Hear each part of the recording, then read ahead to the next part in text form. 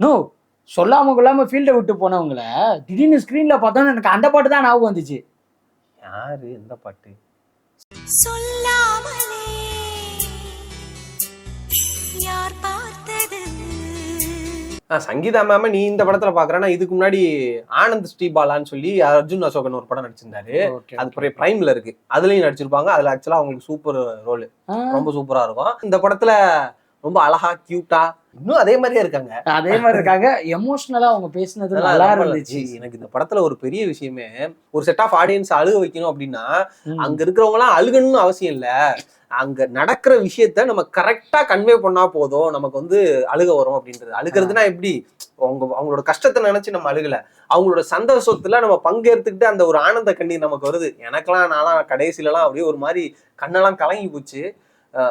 எல்லாரோட பெர்ஃபார்மன்ஸும் ரொம்ப ரொம்ப அழகா இருந்துச்சு. மொத்தத்துல நான் முன்னாடியே சொன்ன மாதிரி இந்த ஹிருதயபூர்வம் மற்ற இண்டஸ்ட்ரியில நடக்கிறது அபூர்வம். ஆனா நடக்கிறதுக்கு வாய்ப்பு இருக்கு. அதுக்கு அவங்களும் மனசு வைக்கணும், நம்மளும் மனசு வைக்கணும். ஸோ இந்த மாதிரி படங்கள் வரும்போது நம்ம தேட்டரை போய் பார்த்து அதை பெருசா ஹிட் ஆக்கினா மட்டும்தான் அது நடக்கும். ஸோ அதனால இந்த படத்தை பார்க்கறதுக்கான வாய்ப்பை மிஸ் பண்ணிடாம தேட்டருக்கு போய் படத்தை பார்த்து என்ஜாய் பண்ணுங்க.